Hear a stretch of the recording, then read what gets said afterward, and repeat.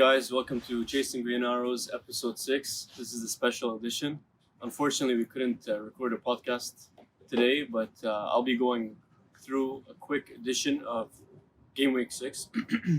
So we're going to go through last game week, look at the scores and the matches that happened, and review it. And we're going to preview the next game.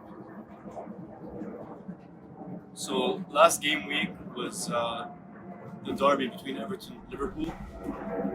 The main point out from that game was basically that James and DCL are still doing so well. They're getting their stats up. James got his assist. Calvert-Lewin got his goal. It just shows that if you have those Everton assets, you stick to them, and if you don't have them, I think you should go for them.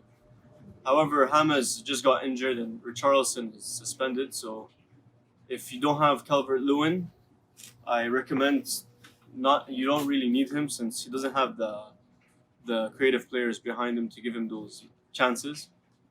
But if you have no one else to go for, you should go for him because at 7.7 he's still worth it. But if you don't need to, it's not necessary to go for him since his supporting players are not going to be playing. It's going to be Iwobi and Sigurdsson. So that's like last season where it wasn't that good. Another game was Chelsea versus Southampton 3-3. This just showed how good Timo Werner is when he's in the center of the attack. When he was on the wing, he was restricted to as many chances and he was playing as an inside forward. But now in the center, he's getting much more chances through Havertz, through Pulisic, and even probably Ziyech.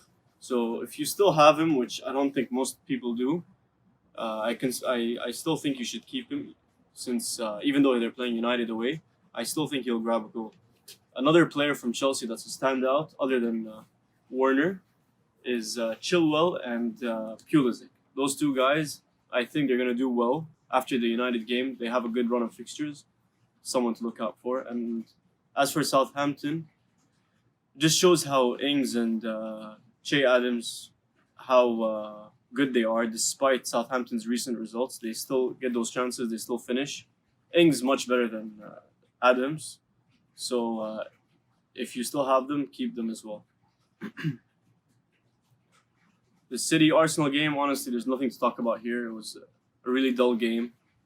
City's chances creation since the beginning of the season has been much lower than last season. So I wouldn't really hurry on getting City assets, even though Aguero was back. I think they might need a few more games to get clicking again. Arsenal is just a mediocre display, but when they play at home, the Aubameyang and the other assets might do well, but I tend to stay away from Arsenal because I feel that they're still in that transitional period. And their players are expensive, so you don't want to get players from a kind of transitional team, even though they won the FA Cup last season. They are getting better, but for the prices that Arsenal have, I think you should go to other premium assets. The other game was United versus Newcastle. Well, this was a game which was 1-1 until the last few minutes. Fernandes and Rashford scored, and it just shows how consistent Bruno Fernandes is. Honestly, if you have him, he's gonna score pens, he's gonna get those assists. Although his away stats are way better than his home stats, he still manages to be consistent since last year until now. And the PSG match that just happened a few days ago, he scored another penalty. I don't know how they keep getting penalties, but they're getting it. So I think he's the main guy from United, no one else. Other games, Sheffield, Fulham, honestly nothing to see here. Stay away from those teams. Palace, Brighton. The stats of this match was very interesting. It showed Palace actually had an XG of 0. So an expected goals of 0, meaning the stat means how many goals is expected to come from the chances the team has.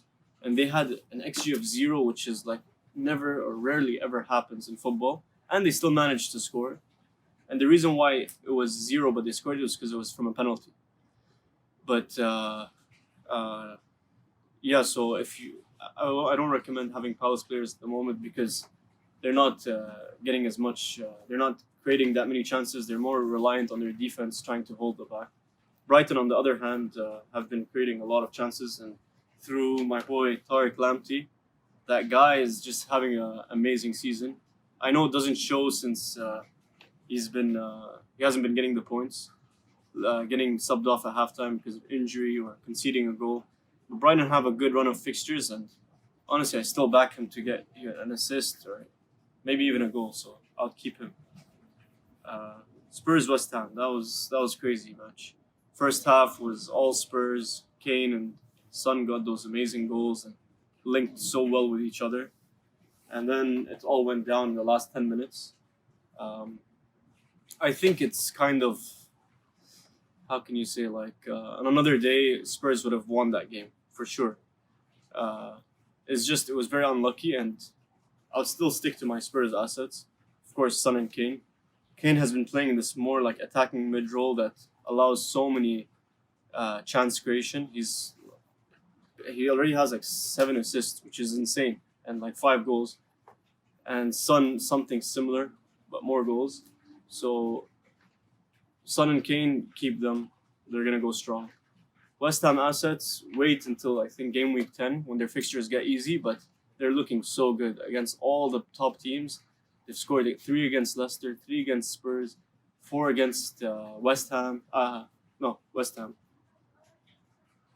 West Ham scored 3 against Leicester, 3 against Spurs, and there was one more team where they scored 4. I'm not remembering right now, but and against Arsenal they only lost 2-1. It just shows that they just know how to play against big teams, or they're on really good form, and they're gonna continue it when they play the favorable fixtures. And if players like Antonio, Bowen, and Cresswell, I think, are good picks, they'll get assists, goals, etc. Villa. Honestly, when I think of Villa, I think of 2 players that are standouts: Grealish and Tyrone Mings. Mings has been like insane at defending. The last time I felt someone like play this good at defending was Van Dijk. Like, I can see the comparison between Mings and Van Dijk, and honestly, just when you watch Villa next, just look how good this guy is. He's so confident, so strong. People are scared to get past him, and he gets in. He has a goal and an assist so far this season. So he's on corner kicks. He goes forward. So I think he's a really good option, especially with the bonus points that he can get from his defending. And Grealish has been playing more as a left forward, as opposed to last season where he was more of a left center mid. This just shows how much faith the Villa manager has in him. He pushed him forward, and his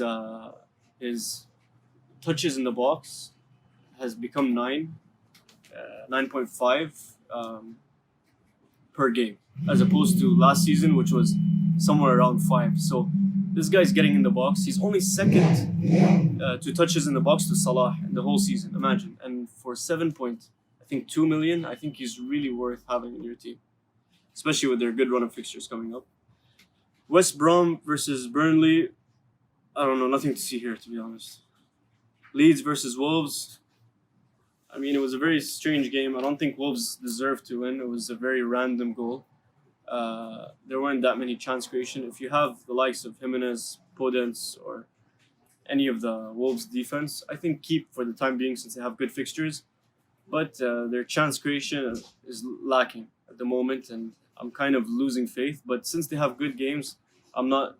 I have Jimenez, so I'm not worried about letting him go. I'm not worried about keeping him. A big target from Wolves that just opened up is Max Killman, who just signed a 5-year deal, and he's only 4.1 in the game. Such a cheap option and such a good enabler. So if you need someone for cheap, he's only 4.1 mil. Okay, and now looking into next week's games. Villa versus Leeds looks like a good game. Grealish and the likes of those. I think Villa will win since Calvin Phillips just got injured and he's out for a few games. So Leeds look like they might be struggling. West Ham City looks like a high-scoring game, maybe another 3-3. So if you have assets from them, attacking assets, keep defenders. I wouldn't start because I feel like they'll both concede. Fulham Palace, this has a 0-0 or 1-1 written all over it. So proceed as you will. United Chelsea, very unpredictable. I really don't know what's going to happen. United are so strange. They beat PSG 2-1 away. They lose to Spurs 6-1 at home. They lose to Palace 3-1 at home. Maybe they're not that good at home. I don't know. I don't know what to advise you about this game. So this is just like a wild card game. Liverpool Sheffield. This is where I think most of your points will come this season. Salah is a prime captain pick for this game. He was taken off against Ajax in the 60th minute, which means he's going to be ready for this game, and he's on pens. And Sheffield's struggling. This could be a 4-5-0 for Liverpool. So if you have Salah or you don't, it's a good opportunity to get him and captain him. I think the best player, though, to have in Liverpool is Robertson. He's been like miles ahead of Trent this season in terms of creating chances. I don't know what happened to Trent. I honestly think he's not in there mentally, or he's just tired, because his chance creation has dropped so much to the point where Robertson is beating him in terms of stats like 3 or 4 times as much in terms of crosses into the box, even shots in the box. And Robertson's taking more set pieces these days than Trent, if you guys have been noticing. Mane, I think he has a dead leg. I don't know if he'll play, but I mean, I'll still pick Salah over Mane just because of the penalties. And Salah usually always scores more. Every season, he's had better stats. Southampton Everton, that's a really good game. James and Richarlison are out, so I think Everton's gonna struggle here. Especially, they're not really good at defending this season. They've been conceding a lot, and Southampton's attacking has been really good. They play a very high line, Southampton, so Everton's gonna need those fast wingers to break them down and create chances for Calvert-Lewin.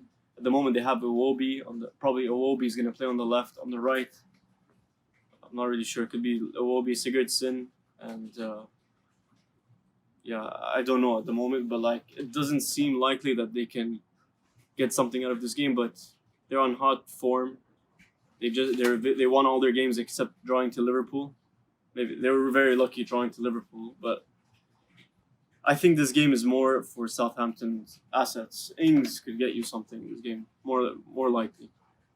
Wolves Newcastle. I think Wolves will edge this 1-0. Nothing much to see here as well.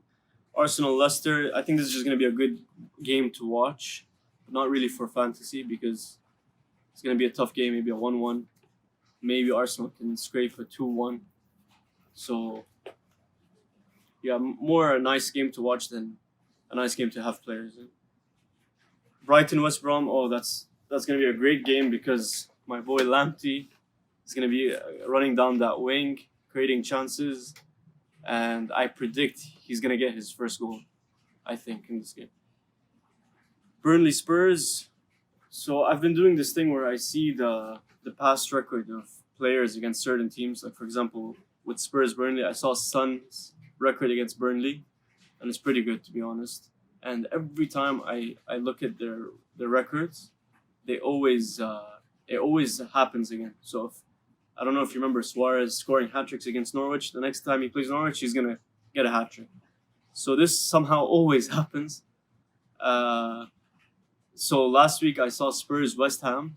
I saw that Son and King got a lot of goals against them. So I got them in mainly for that reason, and they ended up scoring. And for some reason, every Spurs West Ham game ended 3-2 for Spurs. So I was so happy when it was at 3-2, and I was gonna say in this podcast, this, it's 3-2, but then they conceded in the last second. Anyways, I think that sums it all up. If you guys have any questions, DM us on Instagram or on Twitter. And I hope you enjoyed this episode. Take care.